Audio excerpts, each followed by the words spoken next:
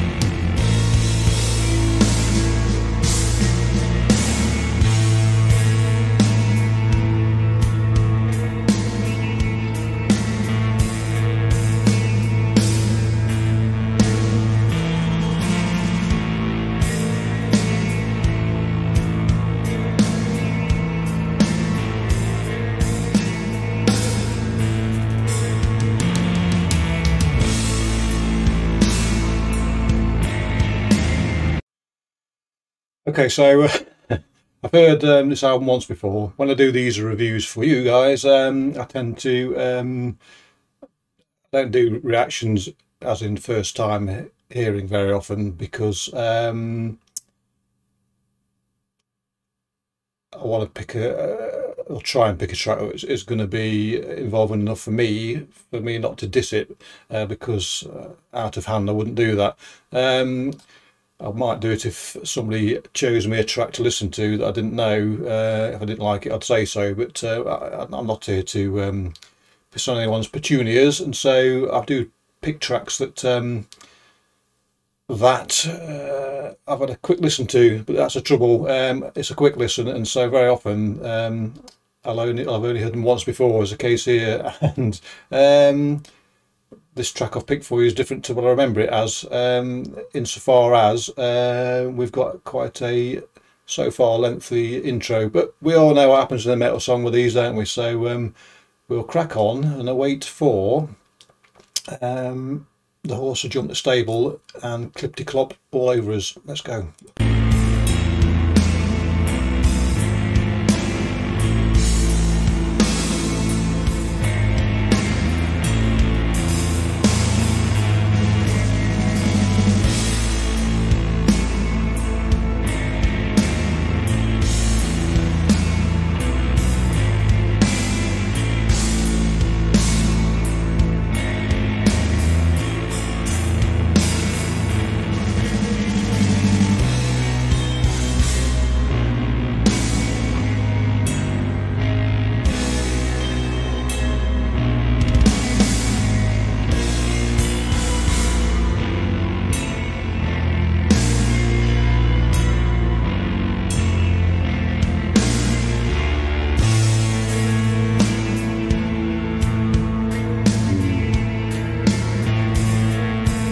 Hindsight, I would have picked this song if I'd known the intro was this long, or remembered that the intro was this long. But hey ho, sure we'll get there in a minute.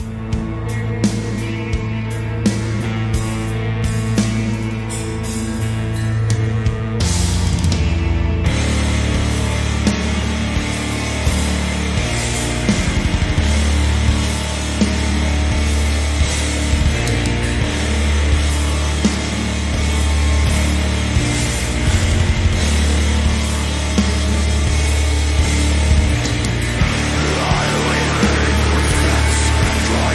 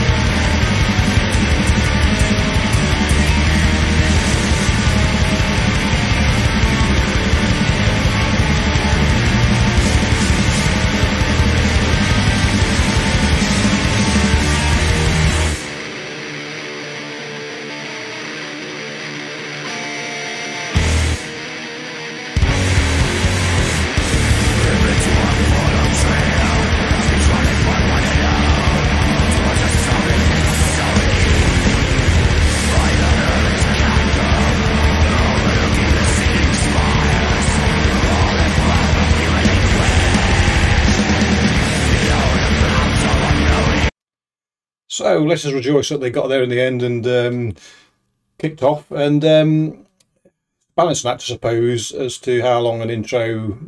If you listen to a whole album in the whole, then it doesn't really matter, because you accept that there'll be changes in dynamics and moods and what have you. But on a particular song, if you've just listened to it at random, and the trouble with me is when I listen to these albums, I don't listen to full songs. I tend to listen to 10 seconds, move ahead a minute, listen again, and sort of get 10-second snapshots of a song. And very often, particularly on a longer song like this, I do miss the total ambience or the total effect of a song by skipping through, which is my own fault. As I say, I probably picked a different song, but some of you may like those long drawn out intros, happy in the knowledge that eventually it's going to kick off and we'll all be happy. The other point I wanted to make at this juncture is that there's a murky sound to this, but the composition is quite tight. The way the playing is quite tight, regardless of the murk. I mean, there's no brightness about this so far, and whereas I do like it to be sloppy, there is no detraction from the murk, if you like, or that sort of fugue when you've got a tighter playing.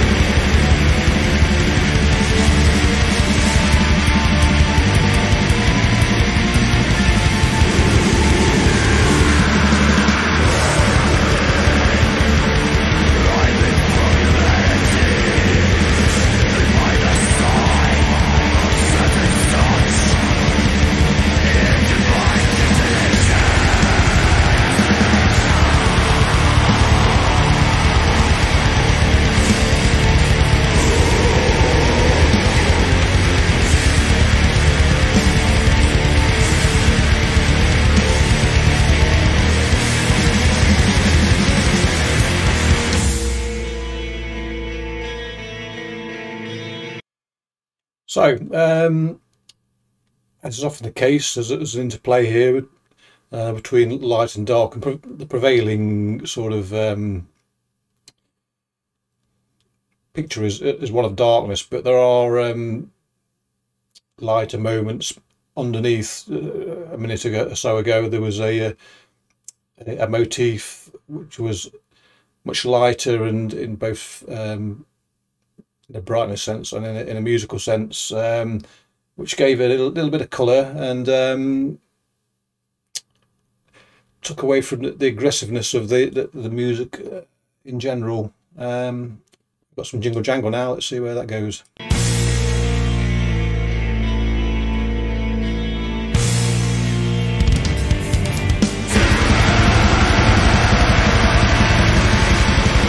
Not too long, which is the way I like it.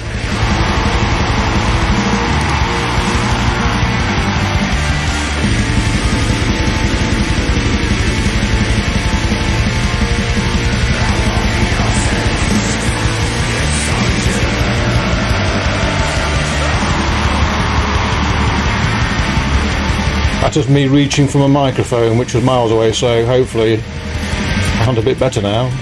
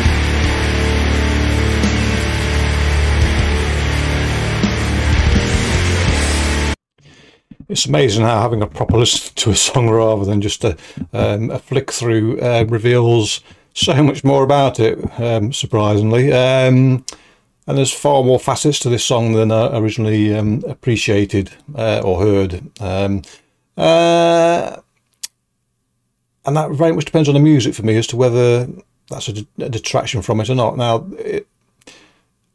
if a song is of a style where I like it to just barrel along from start to finish, then these sort of sections would be a turn off for me. But I think it's implicit from the beginning of this song, and when you, albeit when you flick through the rest of the songs on this album, there's an expectation that there's going to be changes in emphasis and different moods and different faces shown, and so forewarned is forearmed, and so I'm quite happy that we have these changes in atmosphere.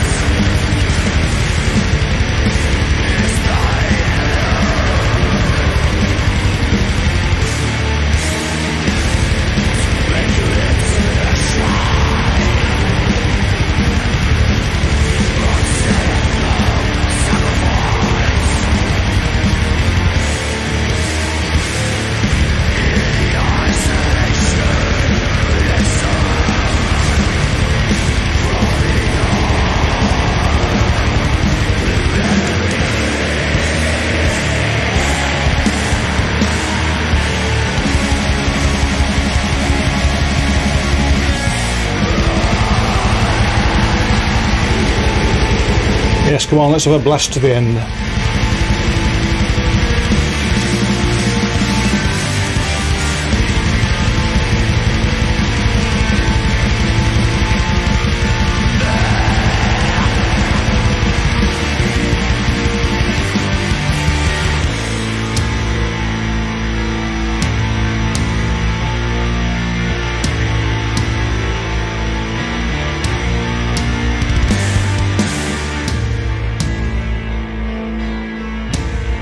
Or not, as the case may be.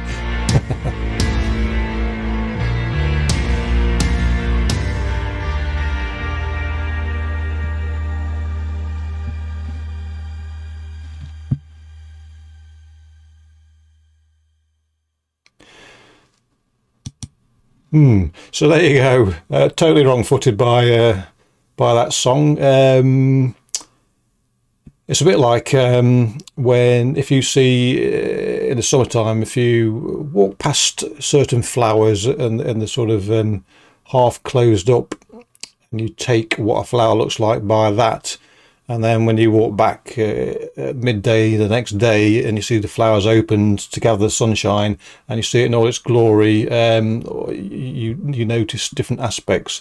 This is the case here. This song has opened out and shown me far more variety than I was expecting. Not that that's a bad thing, as I say, in context of the music, but it is a in listening to it in its entirety and paying attention, it's a totally different song to what I thought it would be. I rightly or wrongly thought it was a sort of roll along from start to finish, and it clearly isn't.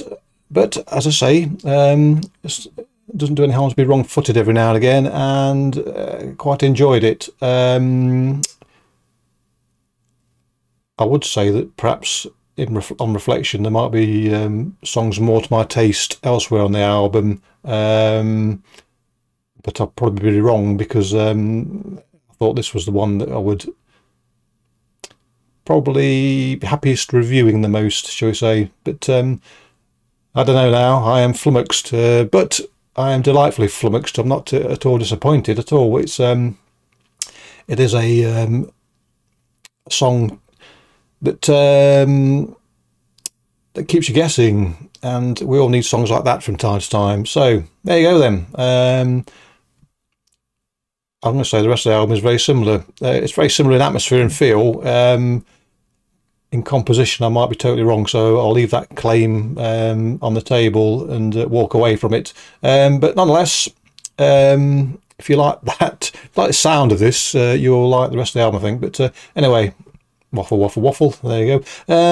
Clicky bollocks. Catch you all next time. Cheerio.